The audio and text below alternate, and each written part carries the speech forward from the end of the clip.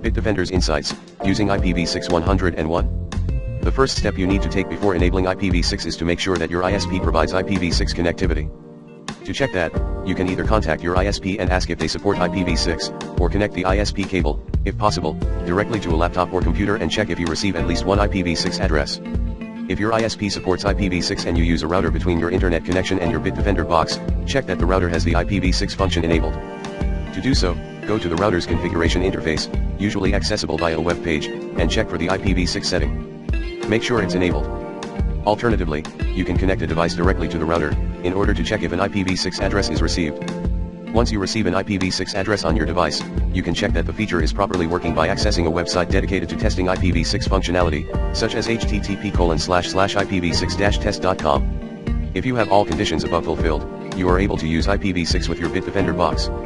If your ISP or router doesn't support IPv6, you can contact your ISP or your router manufacturer for more details.